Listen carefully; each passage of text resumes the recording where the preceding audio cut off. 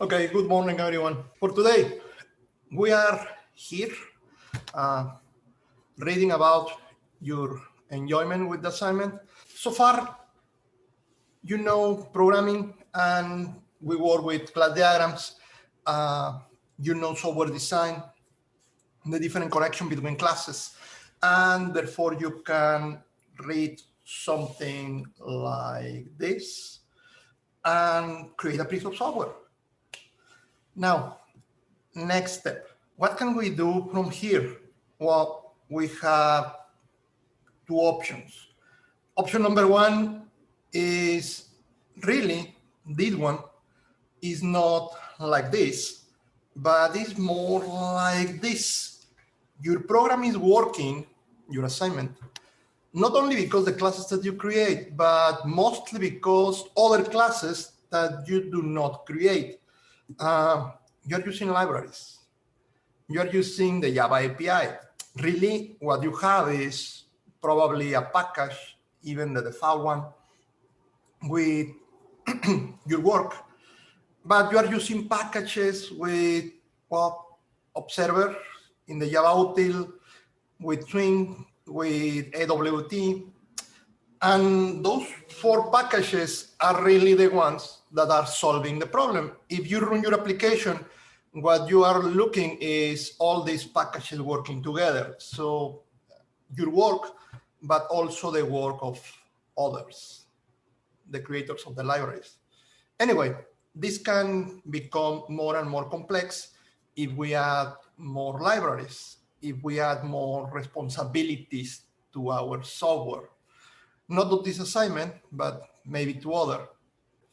Things can move in one direction, that is about more complex systems, more software, more classes, packages if you want, that you can create them with a team maybe, or with packages that you are going to use from more libraries. Anyway, complexity, that can increase. On the other side, well, we are here with our classes and we haven't talked about the things that you put inside of the method. What can you put inside of the method? How we can design the method? What can we do in order to explain the method or to define the content of the methods? Well, for the methods, they are very simple, right? I mean, what can we put in a method? The only options, loops, conditions, local variables, instructions, including those that come from a library, which mean call to methods, methods that you create or methods that comes from libraries. There is nothing else, really. It doesn't matter what do you want to do. The only thing that you're going to have is these four elements, right? Now, with those four elements, somehow, we need to specify the content of our method. And the content of our method have a particular fancy name, in the same way that more complexity have a particular fancy name. We're talking basically about, on the one side, we need to talk about algorithms. And we need to talk about design of those algorithms, representation of them, more diagrams. On the other hand, we need to talk about software architecture, because here we're talking about software design. That was our topic since weeks ago. Software architecture or algorithms. An algorithm is something that you put in a method or in a couple of methods if you want to split the unit, the class, more. So two things. Let's do both. Your homework for this week, you're going to have access later to Canvas. Your homework for this week, I am going to ask you to work about algorithms, in particular, tools that help you to understand what your methods are doing, and if we mentioned before that this is the only thing that a method can do, then, well, number one, you're going to be working this week as a homework with decision tables and decision trees. And these things are to help you to understand conditions. Conditions, yeah, you know, when you create an if, for instance, the thing that you put here inside of the parentheses is a condition. Now, conditions can be too easy, or you can add extra things. When you add extra things, and I am talking about and, or, not, things become interesting and sometimes hard to understand or hard to explain. For those cases, you have these things. Your homework this week, I am asking you to watch some videos and solve some exercises about decision tables and decision trees because of that. Next, diagrams. Something that you did before, you work with activity diagrams.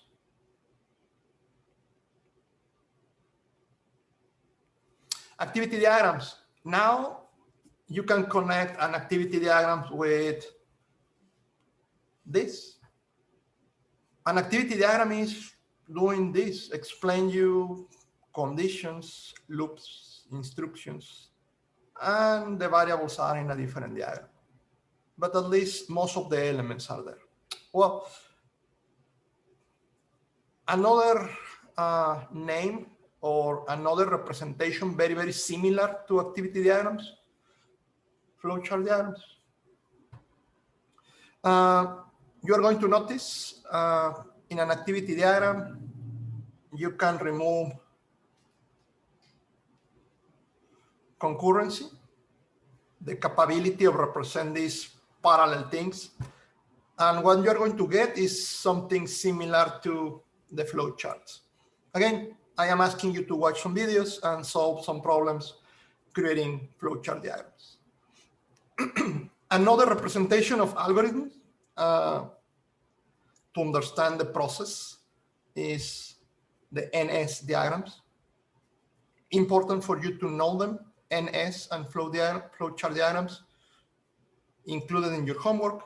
And finally, and probably you're more familiar with this because your 110 class, what do you do if you know some programming, but you are not expert in a language, or you do not want to use the full syntax of the language? Well, sometimes you can put your algorithm, your method, and explain what the method is going to do to someone else using no particular language, not Java, not C++ or whatever, but using some kind of mixture between English and a programming language, any programming language, and you're going to have something that is called a pseudocode. Again, maybe you're already familiar with that. You reviewed that before learning programming, maybe not. In any case, those 4 things are in your homework for this week. So videos, activities, due date next Monday. Good. Now, you're going to do one. We want to review here the other, software architecture. I want to talk with you about software architecture today and your homework, algorithms. Okay, so software architecture. Number 1, I mentioned software design, and I put software design in the middle with the classes. And I am telling you that we're moving to software architecture. And the first question for sure is, well, what is the difference among them? Let me be clear. Both are about design. Both are about the identification of elements and the connection between those elements. Both. However, the difference is which ones are those elements and which are the connections that we use. A software designer, software design. In software design, your elements, as you know now, classes. Those are the elements. Those are the elements that we want to identify when we're talking about software design. We're doing software design when we're identifying the classes that we are going to create. Well, in particular, we are doing object-oriented software design when we are identifying the classes that we are going to create using object-oriented programming. So all the things that we're covering here is object-oriented, so I am not going to mention object-oriented every single time. It's just software design. We are talking here about object-oriented software design. And the same applies for the architecture. Elements, classes, connections. Well, we have been talking about the connections a lot. And right now, I can just draw the 3 arrows, and you remember those are our only connections. And basically everything that we do in software design is, well, identify classes, use those connections, that's it. One thing that we can do to help ourselves is using patterns. Patterns give you predefined classes and predefined connections. So you have a problem, the pattern gives you the classes and the connections, the pattern help you with your software design. Good. Software architecture, similar idea. We are talking about the structure of something. We are talking about the design of something.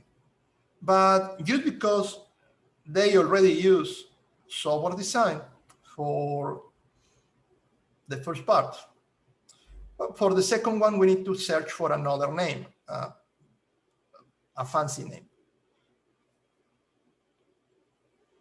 And we move to the idea of software architecture. Moreover, you can identify the architect and the engineer. And usually you map the engineer with the guy that is doing the design. The architect is this guy that is above the engineer. Well, above, just because the elements that software architecture is going to consider is not classes, components, or models, and how they are connected. Next question, what is a model? What is a component? Because what is a class? We already know. You have been doing classes since your programming classes. Models of components. Well, very simple, just to keep the definition. If you think about a model or a component, well, is something that is solving a particular problem. That something can be one single class or a group of classes connected, or those classes in a package, or a group of packages interconnected.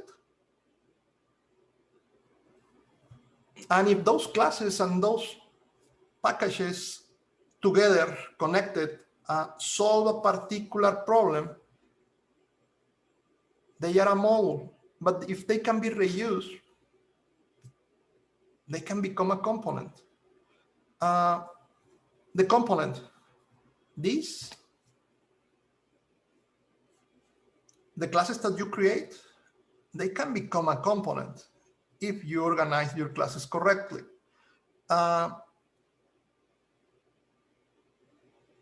Swing, well, any jar file that you use, if we're talking about Java, those jar files, libraries or frameworks, whatever they are, they can be components. They are components. What do you have inside of a jar? Packages. And inside of the packages, classes. And they are connected, obviously. These elements, talking about Java, the jar files, any other language is going to have similar structures. Somehow you want to connect them. And this is what is going to become the architecture of the system. The architecture, the interconnection of modules or components, how they are connected. Now, good news here or bad news here? Number one, these connections, they are not the same as these ones. When we talk about connecting modules or components, we are not longer talking about inheritance, association, composition, aggregation. Those connections are for the design. Those connections are for the classes. Talking about components, the connections are more abstract. For instance, we're going to review this. I can have a component here, and I can have another component. And I do not know what they do. The only thing is, when I mention component, is there are classes there with or without packages. It's a piece of software, a subsystem, whatever. And when I draw this line and I am talking, they are connected, they are related. This connection can be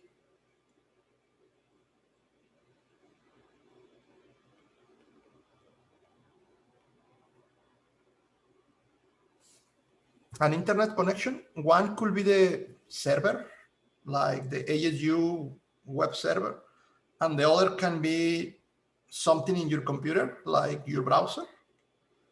This connection is representing this HTTP network connection thing, is representing the link between two systems using internet, or maybe it's a component that is sending data to the cloud. And just to be clear, there is nothing related with network connection here with UML. Well, maybe this one is a database and the other one is a piece of software, and that connection that you're representing there is connect to this system that is my database. And obviously the connection is not just calling a method or something like that. It's not composition or aggregation, it's a different thing. A different thing that can involve a full complex process, including the fact that I need to send login password, authentication credentials, and wait for the handshake back. All that process in the level of the architecture is, well, those are the technical details. The only thing that I do thinking about the architecture, the only thing that I do as an architect is, well, this A and this B are going to be connected online, and the engineers, the technical people, will solve the problem of how to connect them. We'll move from something like this to whatever is needed in this level, in the design, and therefore in the source code.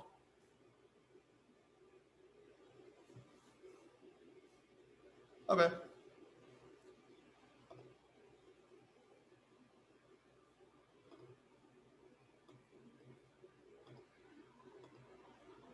Good.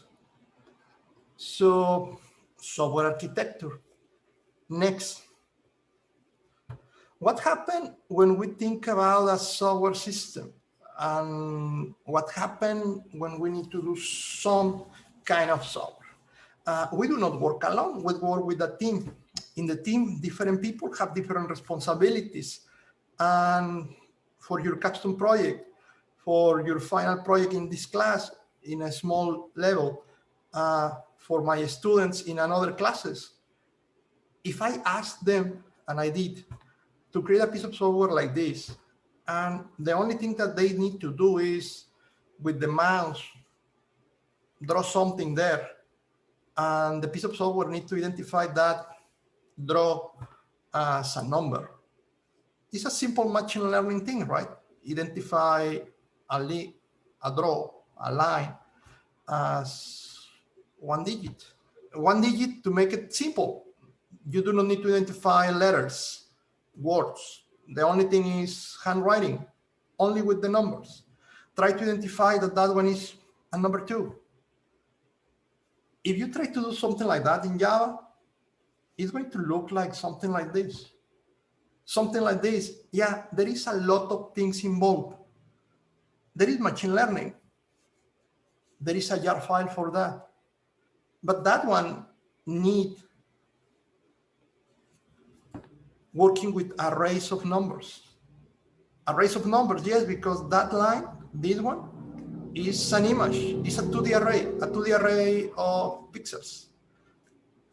Moreover, probably some of the things that you need to do can run in Java, but in this particular example, and other things like all the calculations that you need to do over the 2D array in order to infer what number is that, Java is not going to be able to handle that.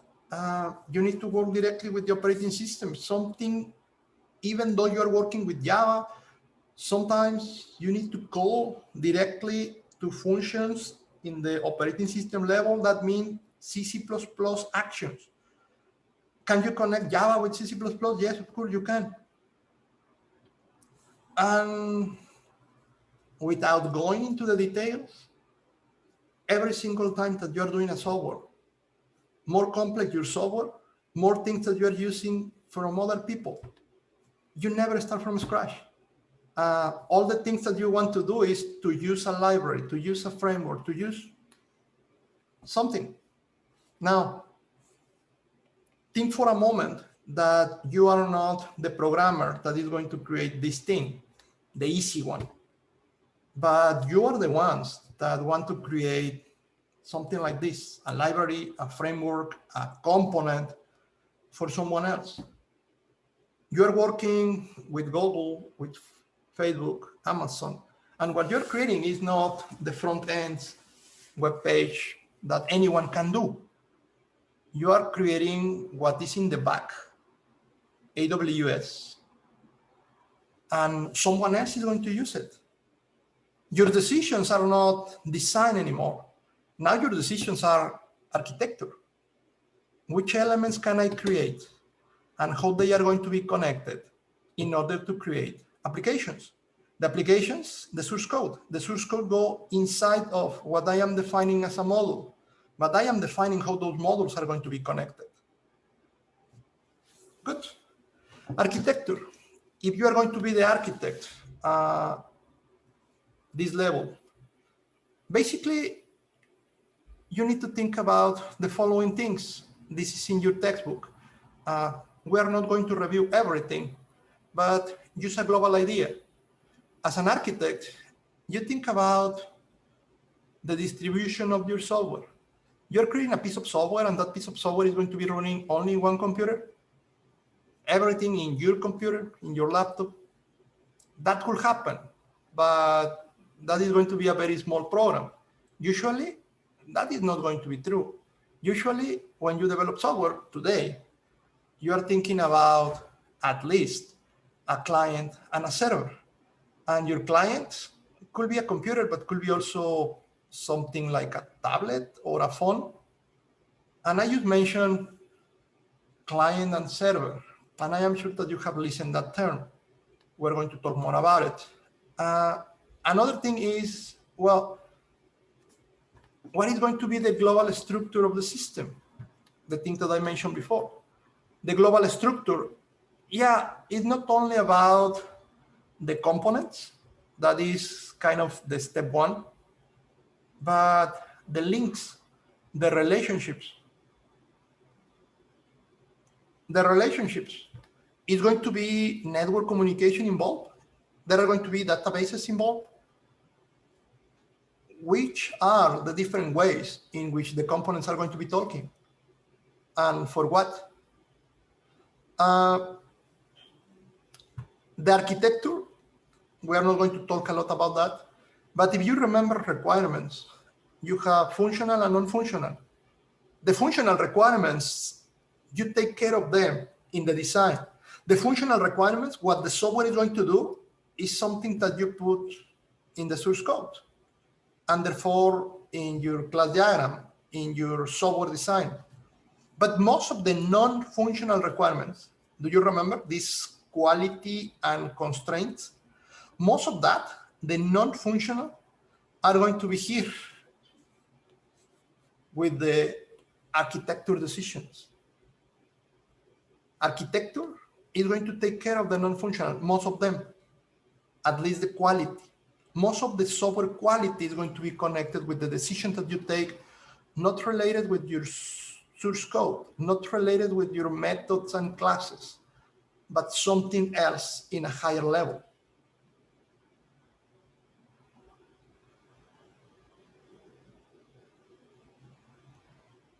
Now, what to study for the exam? Everything.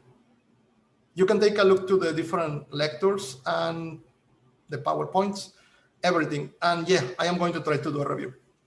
So all these decisions, number one, it could be very, very hard to do exactly what we do not do with the design. It's like every single time that I am going to create a new piece of software as an architect, I need to think about all of this and take those decisions from scratch. And the answer is no. In the same way that you have design patterns, do you remember the 23 design patterns that you follow in order to create your class diagram, your piece of software? Well, there are also patterns for architecture. There are also patterns that tell you how to solve common problems in this high level. Common problems about how to organize components. And a lot of them, these patterns, you already know them. You use them in your software, even though maybe you do not know that they are architectural patterns. And this is what I want to review with you today. These software architecture patterns that you are using or that you can use, and how they move down to be software design. Let's check. Architectural patterns. Architectural patterns are going to help you when you have a problem and you want to create architecture that is going to become the design. And all the key idea here is to split the problem, not in classes, in different group of classes, in different components, and how to communicate them. But always, always, always, the key is if we have an error, keep that error in one particular place, not in one particular method, not in one particular class. Now, in one particular box, in one particular package or component. This is the one that failed. Remove, replace, and everything keep working. Good, maybe. Okay. Architecture patterns. We're going to review 4. Number 1, model view controller, MVC. Probably a name that you know. Anyway, we're going to talk about it. Second, layers, layered architecture. Next, Blackboard or repository architecture. This name is more common. And finally, the one that you mentioned, the one that we know. If you have done an application for the web, an application maybe for mobile, the client-server architecture. For examples. Now, the first question that you could have now is, okay, patterns for architecture. They are going to help me to connect my components. The connection between my components is going to be different than my connection between my classes. In order to represent a design, I use UML, and UML give me rules about these arrows and diamonds and triangles and how a class look like. What I am going to use for architecture, we're going to use UML, and the answer is no more UML. The UML is too technical. The UML is for the designer. The UML is for the engineers. The UML is to help you to create source code. For the architecture, very, very simple. The only thing that we are going to use is block diagrams. Block diagrams, yeah, block boxes, and the boxes represent either a module, a component, or whatever, one part of your system, and lines. And the lines represent a relationship, a connection. Which kind of connection, which kind of relationship? Anything. They are connected, and maybe they are connected because networking, or they are connected because a stream of data, or they are connected because a call to a method. They are connected. We're talking about a high level of abstraction. Boxes and lines. That is the tool that we use to represent the architecture.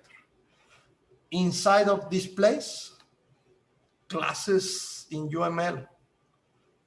Even this line can be a complex UML diagram, the connection. The connection can be this line going down to the design. That line can become a group of classes connected. It is possible. Level 1, level 2. We need to review. Anyway, block diagrams. My patterns. For every single pattern, what I am going to have is a block diagram that shows me the key idea of the pattern, and then I can apply the pattern to my software. And as usual, if you can use several patterns for a software design, you can use several of these patterns in the same software system. Your architecture, the architecture of your software, is not only one of these, a combination of these and others. And hopefully we can show some examples. Anyway, the first one, model view controller. How many of you have listened this name, model view controller, MVC? Can you tell me yes, no? Did you know this one? Have you used this one? You know what is the meaning of these letters, MVC? No, good, okay, let's review.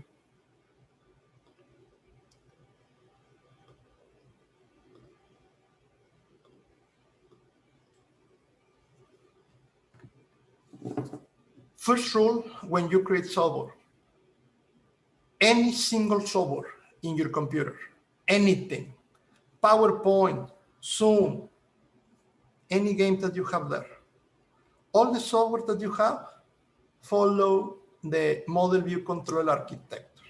What is the meaning of that?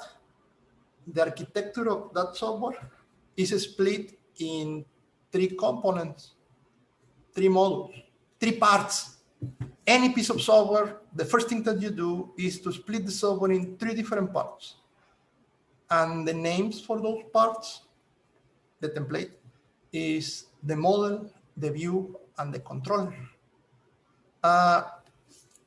When you do something in Java, the first thing that you do, or someone in your team do, is the graphical user interface. The graphical user interface, you have this class that is your frame, and maybe you have these classes that are panels, and obviously you are using Swing or some kind of package that is AWT, or the package that is Swing, or something else. All those classes, all those packages together, they are the graphical user interface of your application. A fancy name, a global name for the graphical user interface is the view. all those classes, all those packages, they are going to be the view.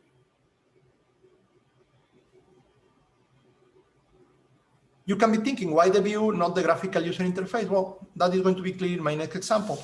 But here, for application in your computer, for desktop application that run on a computer, the view, the graphical user interface.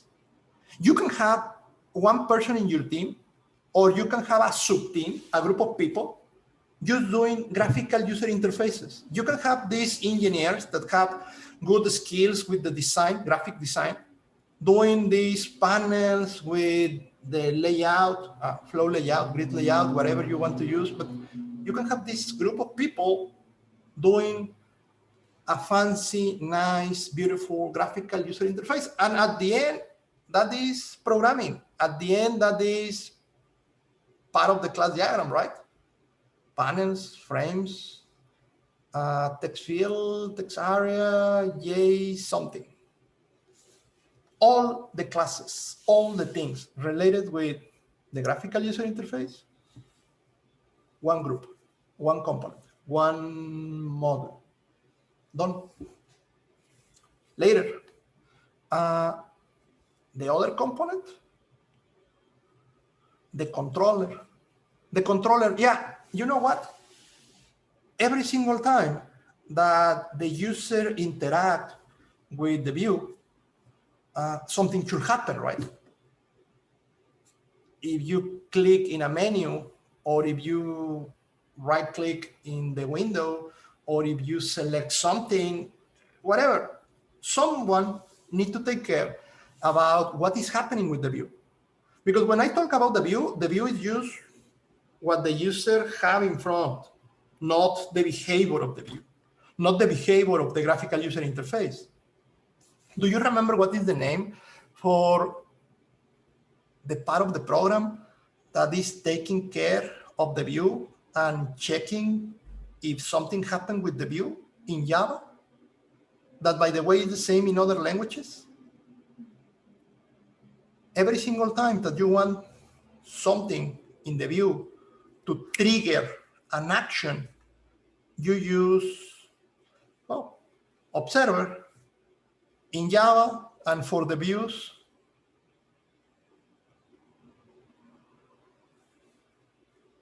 listener. Remember, Java listening is the implementation of the observer pattern. Observer is the pattern, listener, what you have. All your classes, action listener, mouse listener, keyboard listener, and a lot of others that are available. And also the classes that you create when you implement or inherit from those listeners, everything that is related with connecting the graphical user interface with something is going to happen. That is called the controller. In a desktop application, in an application that you create for a desktop computer, usually you call those, the controller, your listeners. Again, in a desktop, we're going to apply this to something else. Listeners. And I am sure that you can agree that when something happens here, there is a notification to the listener. In this case, the notification is calling a method, just like the observer. And well, in the listener, in your action perform or whatever, you always have the opportunity to communicate back with the view. Like, you know what? A message, close. Or the listener can modify something in the graphical user interface, the color of something or whatever. Easy things can happen between the listener and the GUI. But then, if you did a graphical user interface, and if you have listeners, this application needs to do something. This application have some functionality. This application have some functional requirements. The functional requirements, some of them are connected with the view, right? I mean, if the functional requirement is give me a login and a password, well, you need a view window with login and password. But most of the functionality, most of the things that the software need to do, search for something, calculate something, all that work is in another component, in another group of classes and packages and libraries or whatever. And the name for that, for the one that is doing the work, the real work, is the model. In the old software engineering books, in some places on the web, maybe you're going to read this like the business logic, business, the real reason because this piece of software exists. For this model, for this pattern, it used the view, the GUI, the controller, the listeners, the model, the functional requirements. Now, you can be thinking like, well, this applies only for application in my desktop computer. What happened with other kind of software? We mentioned before this idea about internet. With this, these are communication between methods. Obviously, this one, your controller, the listener, is like in some part, you have your action perform method with a big switch case statements. And that one is calling methods in another class. And this class or group of classes is the one doing these things. So this line represents calling a method. And there is a connection here that you can, the model change the view, or somehow the view, if this is not a decision for the controller, if this is not something with the listener, the view can directly do something or request something from the model, like closing, like, well, whatever. There are communication between them. It's a triangle. And they work together, even though most of the things are here. For the desktop, good. Next, web applications. In a web application, if you open a browser and you connect to my ASU, the software that is running in the server, not in your computer, in the server, in the ASU server, that one is also using the MVC pattern. The backend is a model view controller arrangement of components. Obviously here, the things change a little bit because obviously we have the view. Well, wait, we have the components here that correspond to the view. Now, that view is not a group of classes that are frames and panels and things like that. These are classes that work to create the view. And what they do, if we're talking about a web application, well, these guys are creating HTML pages. Think about it. You access my ASU, you are connecting to the server, but the only thing that you get back is HTML. Your browser is showing you a web page with HTML. Well, inside of that HTML, maybe it's your name and your grades and your classes and so on. Someone, something, create that HTML with that information that you are receiving in your browser. And the information comes from a database, or the information comes from some kind of data source.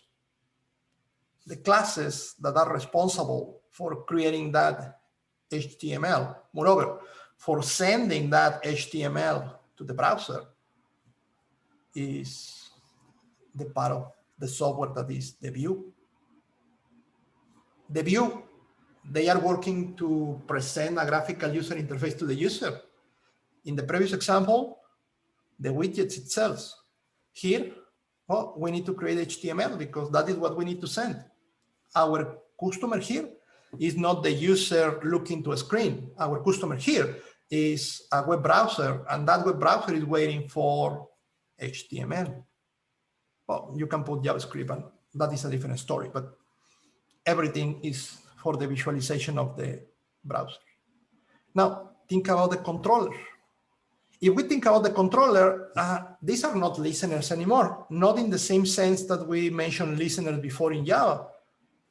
What we have here is every single time that you do something in your browser, for instance, you click in a link, the only thing that can happen when you click a link in a browser is that you are connecting to a particular page or a particular resource in a web server. And that resource is a file.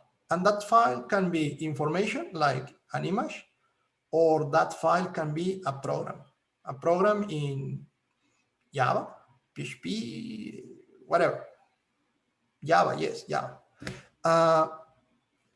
I click in a link.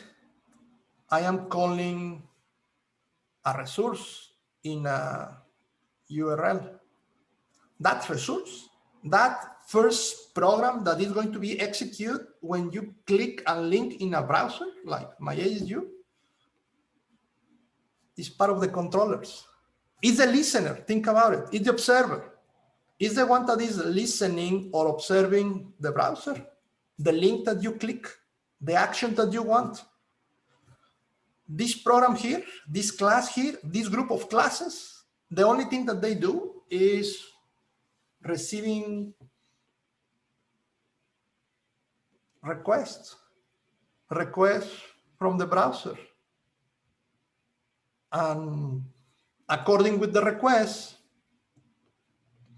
they are going to communicate that request to the model. The model is going to do the work and is going to communicate the results maybe to the view. And the view is going to transform those results, whatever is the response, to something with HTML, and you receive back your result in the browser. Again, software architecture, model view controller. Why? We divide the problem in three big parts. Someone in the team is going to do the views, the HTML. We have the experts in HTML, CSS. Someone is going to be working with the controllers, receiving the request, and that maybe could include security things, like you should be logged in the MyASU in order to send some kind of request, so we can validate security, whatever. And someone is going to take care of the functional requirements. The functional requirements, the action that the system needs to do, always the model. If you notice here, these arrows represent network connection. This arrow represents a URL request. This arrow represents sending through the network an HTML file. These are not only inheritance, association, composition anymore. We're talking about arrows that represent a change of information, but we are not limited to be in the same computer. We are not limited to be the same program, because here the browser is a program in your computer, and everything else here is another program in another computer. Model view controller for a web application in the server side. Model view controller for a desktop application, any desktop application in your computer.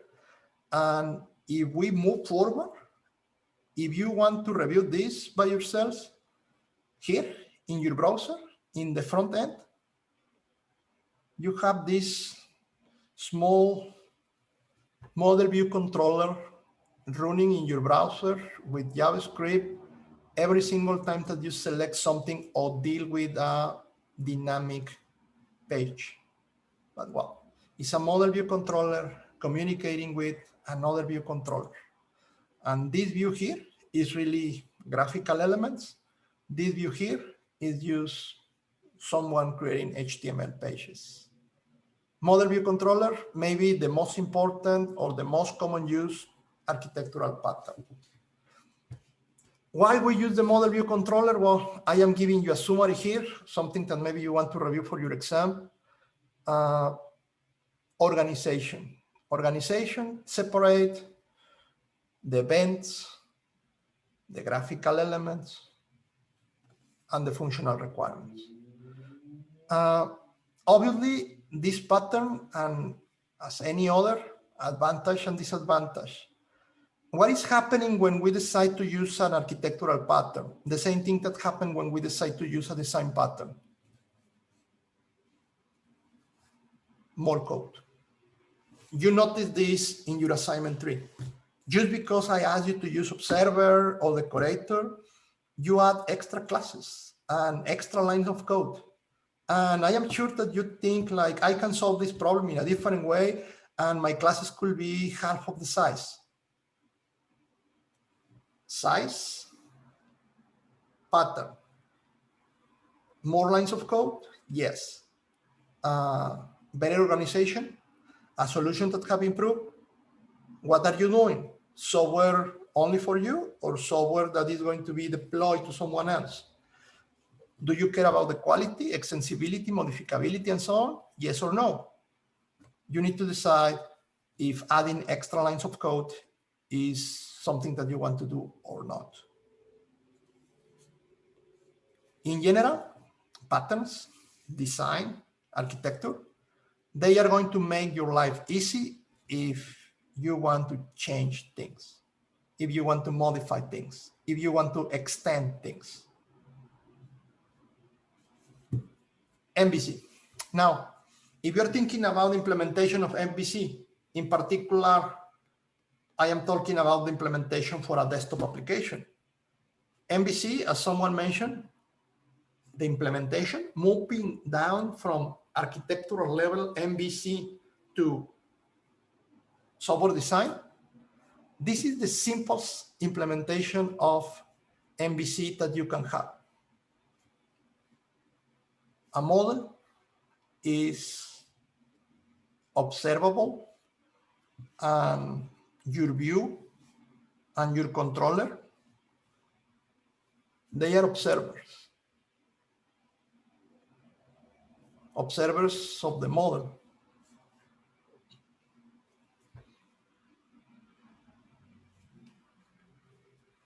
And obviously, there are calling of the methods here. This is the simplest implementation. If you notice, what I am doing here is assuming that each of the components is used one class. That is correct. It can happen. A model is, or a component is a collection of classes. A collection, one or more. I agree with you. There is no sense in having a component with only one class. However, the definition allows me to do that. Just for you, as an example, model view controller could be something like this, an observer. That is the communication for desktop. Obviously, this didn't happen in the example with the web. With the web, all of these are something else, sockets, TCP/IP sockets. I'm going to put that in a class diagram later. Anyway, MVC, moving forward, next architectural pattern. In the next architectural pattern, it's like, well, I have a lot of components. What I can do with them? Create layers. What is the meaning of that? Yeah, if you have a lot of components, put them in groups.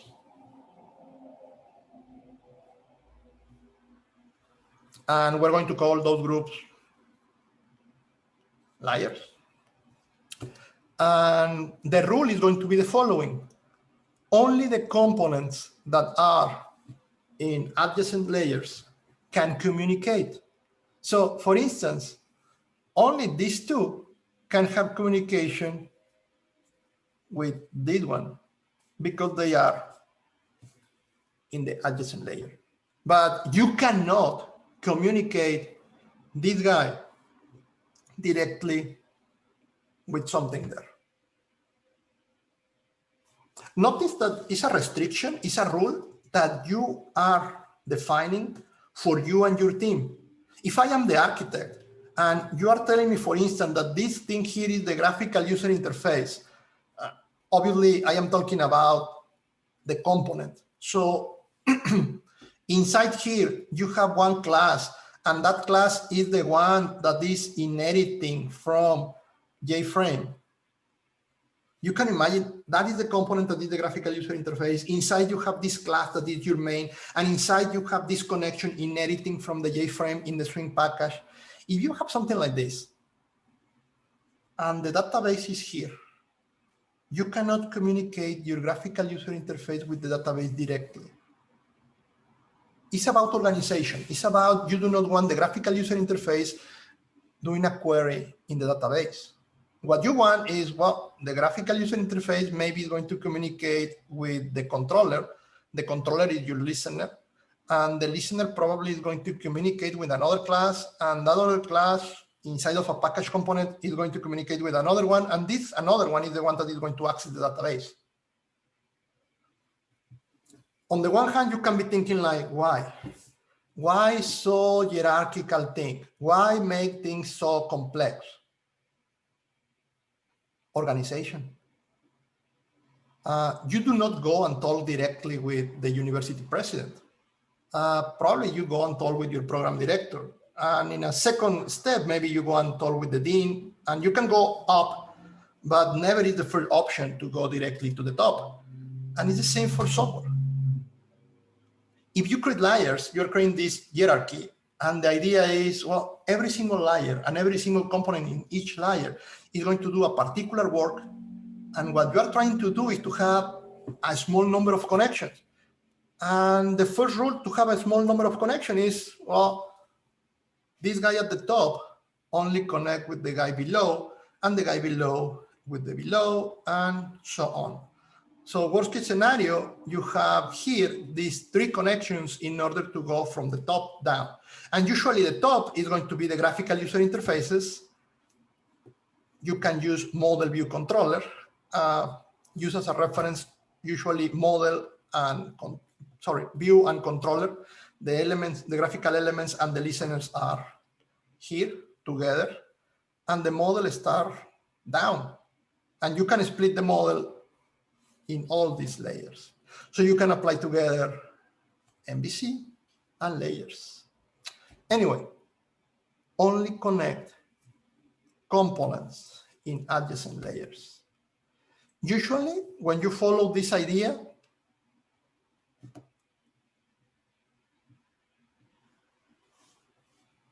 a common design is you do not have an infinite number of layers.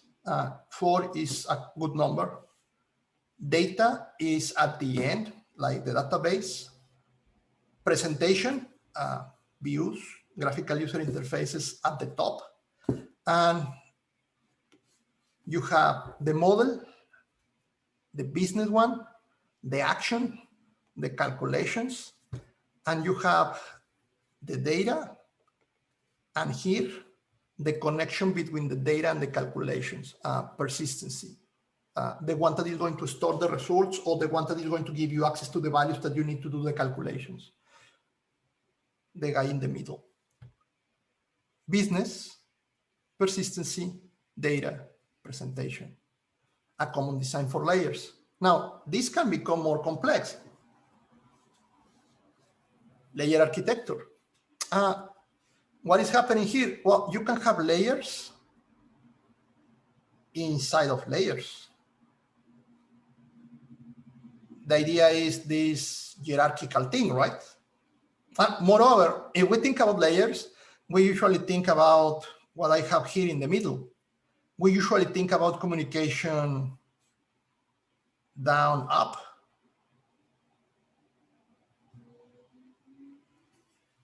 You know what? This work also in horizontal.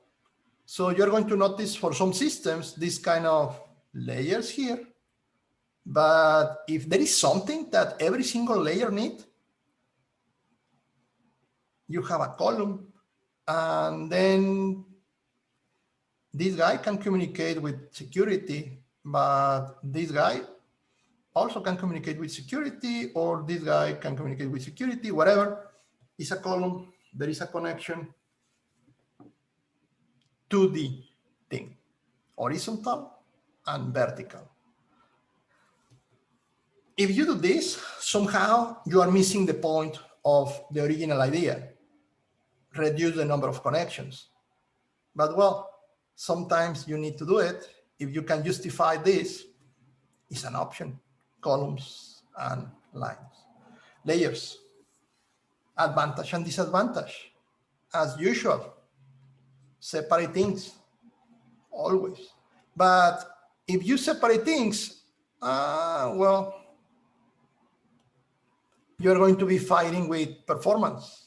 Because again, someone can tell you it's faster from the class that is in the graphical user interface connect with the data, one method call instead of 1, 2, 3 calls to methods.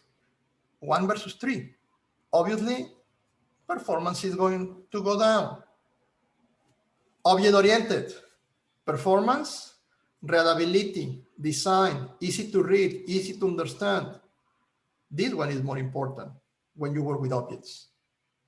When you care about the performance, when you care about the fast execution of the software, maybe you are thinking about parallel programming or GPU programming, and you can review that. And usually you are not using objects. Different story. Anyway, layers. Moving forward, Blackboard or repository. A common way to organize systems is, you know what? I have a Blackboard, literally, like the Blackboard in the classroom. And in this Blackboard, I am going to have one guy that is the leader. Let's call the professor. And I am going to have other guys that are the experts. And I can have several. Think about them like the students. And the pattern is as follows. I have a problem. And that problem is going to be solved by all these guys together. The students are going to be able to take data from this repository. They are going to work with the data, and they are going to put back a result. All of them are going to do the same. Read the data, solve the problem. Two options. You can give each of them a small part of the data and ask each of them to solve one small part of the problem, or you can give all of them the same data and ask all of them to solve the same problem, and at the end, you're going to have 3 solutions to the same problem. Either case, you have a professor, and this guy is reading here the solutions from the experts and doing something. Like if each of them solve a part of the problem, maybe the professor is the one that put things together. If all of them solve the same problem, the professor, the leader, is the one that is going to select which answer is the correct one and is going to delete the others. Did you notice the analogy? The analogy, a classroom. And that is the reason because the pattern is a Blackboard or a repository. The data is there. The Blackboard is the container of the data.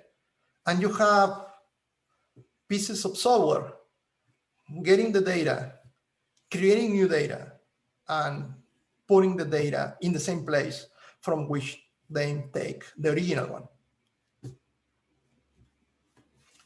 Something like this. Usually, what you have is, I have the data here. My example before with neural networks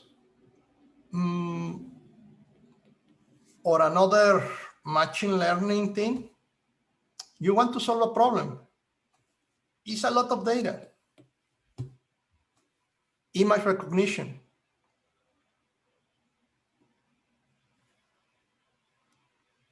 You have several different pieces of software.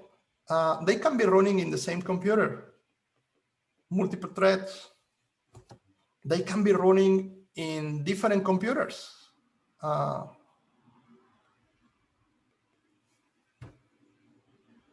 but they are going to get the same image that I need to know who is that person or what is that object. And they are going to calculate or solve the problem for one part of the thing, recognize the eyes, recognize the mouth, and then someone else having the eyes and the mouth can recognize if that one is a person or not, whatever. Different parts of the software doing different things, but with a common place for taking and providing data.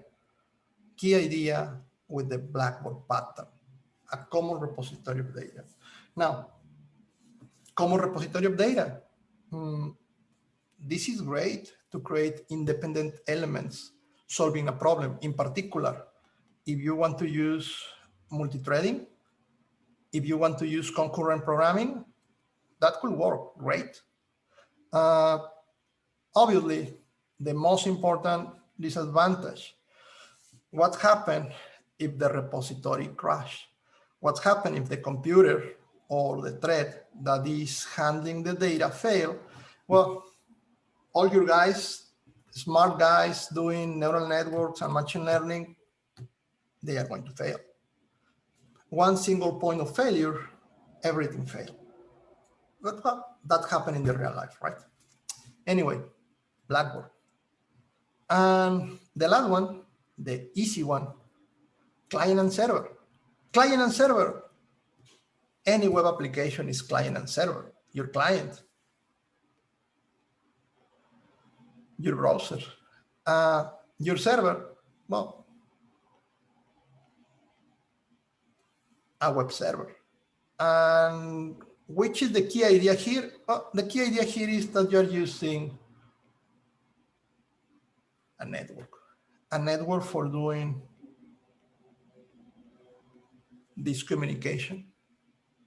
Obviously, the classical example is the browser and web server, but this one can be a sensor, your refrigerator, and your phone. I mean, some software running in your refrigerator can be the server serving some kind of information, what is missing inside. Your client, an app in your phone, is the one asking for the data. Again, network connection. What is the implementation of this? For instance, if your next project is to implement a client-server application, how do we go from this is a client and is connected to a server using a network connection? Architectural diagram, right? Can I move from this to a class diagram? This is the design of the architect. The architect didn't know the details of the technology, but you are engineers. Can we translate these boxes and lines to a class diagram in UML? And hopefully you are thinking like, yeah. You want a client. That is going to be a class. Now, your client, do you want your client a graphic element?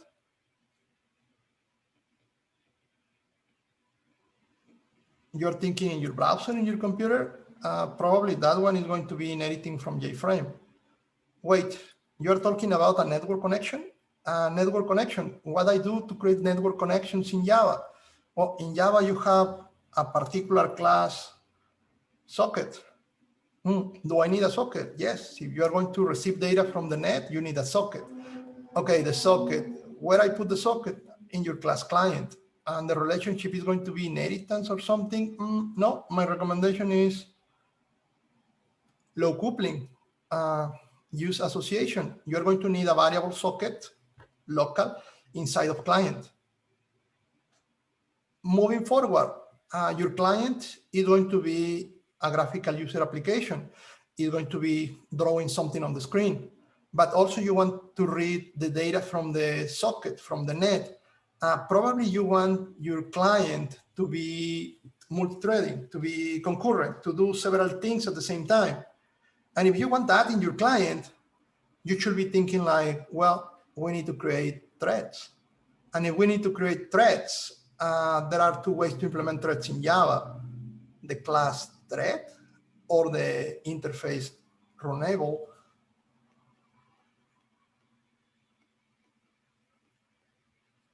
You mentioned this an interface. Yeah, it's an interface.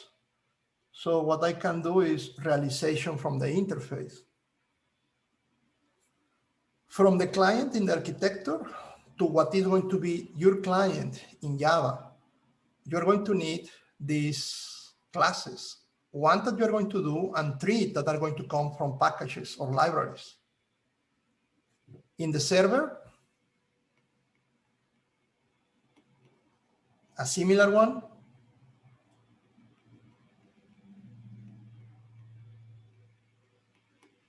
Server socket is the equivalent to the socket in the client, and you can use it. Probably the server do not need a graphical user interface, but probably the server is going to be receiving communication from multiple clients. So you want a server to be multi-threading. And if you want the server to be multi-threading, probably you also need to implement runnable. Homework, beside the homework that I already mentioned, if you haven't worked with threads in Java, start reviewing that. You're going to need that for your final project. So thread, runnable, start looking to that, review that, maybe do some simple programs. You're going to use that later for a project. Anyway, client server, the last pattern, and as usual, advantage and disadvantage. The main advantage, distributed systems, programs running in more than one computer. That is something very powerful. Disadvantage, as usual, failures, but like in anything with software.